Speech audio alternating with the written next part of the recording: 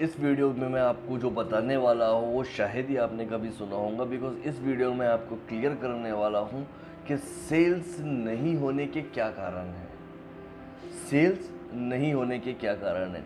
कोई भी इंडस्ट्री हो, चाहे वो सर्विस इंडस्ट्री हो या टूरिज्म इंडस्ट्री हो या फिर मैन्युफैक्चरिंग इंडस्ट्री, कोई भी इंडस्ट्री के अंदर जब हम कोई प्रोडक्ट सेल करने जाते हैं तो उसके बेसिकली सिर्फ दो ही कारण होते हैं। दो ही कारण होते हैं।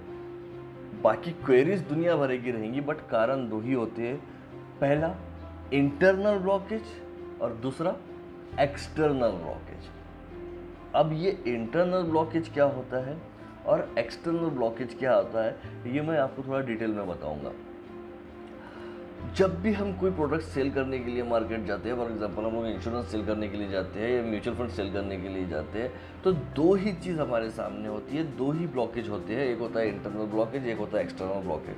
तो इंटरनल ब्लॉकेज होता क्या है और एक्सटर्नल ब्लॉकेज क्या होता है? एक्सटर्नल ब्लॉकेज में सबसे पहले आप लोगों को समझाऊंगा।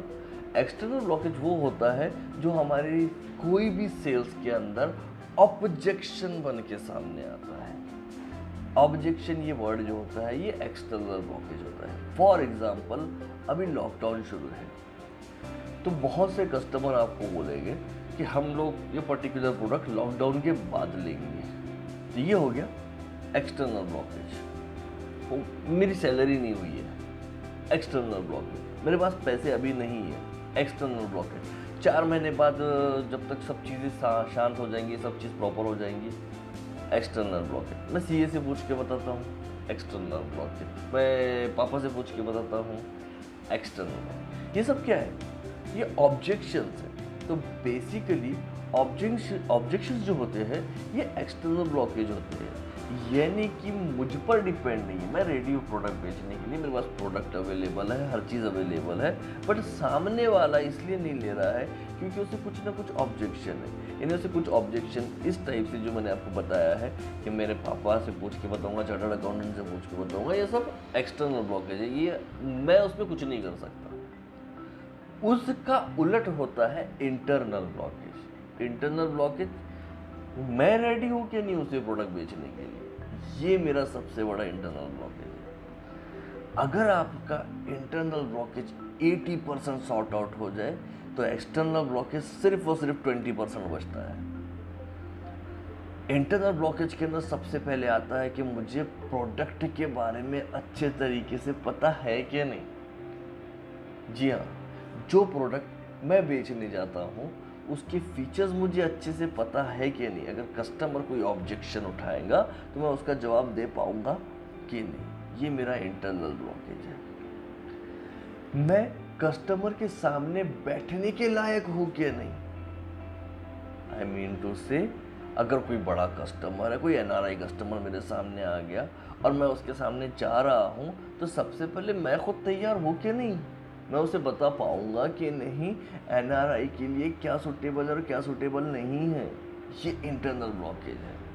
अगर मैं वीडियो कॉलिंग कर रहा हूँ घर से, मेरा कस्टमर वीडियो के उस साइड है, तो मेरा इंटरनल ब्लॉकेज है कि मेरे घर के अंदर जो जगह मैं बैठ के बात कर रहा हूँ, कस्टमर को कन्वेंस करने की कोशिश कर रहा हूँ, वो प्रॉपर है कि नहीं।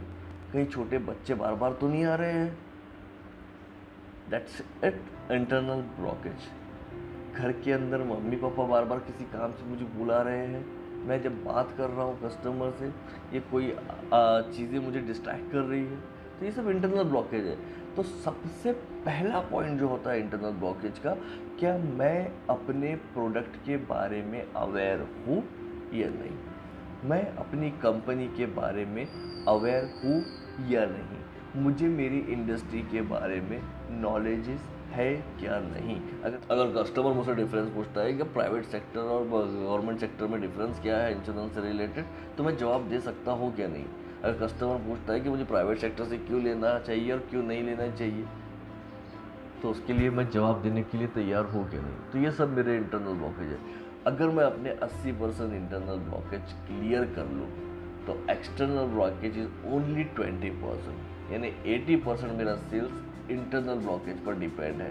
और इंटरनल ब्लॉकेज दूर होगा practice practice practice, skilling skilling skilling, training training training से। जितना ज़्यादा नॉलेज ले सकते फाइनेंशियल इंडस्ट्री का, उतना ज़्यादा नॉलेज अगर आपके पास है तो आप कोई भी एक्सटर्नल ब्लॉकेज को इजीली बाइफरकेट कर सकते हो। आप एक्सटर्नल ब्लॉकेज को इजीली मात दे सकते हो।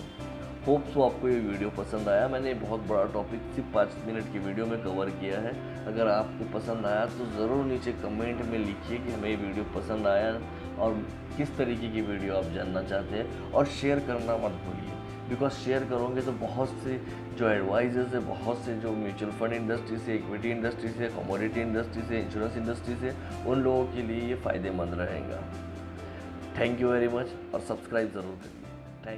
Thanks a lot, have a nice.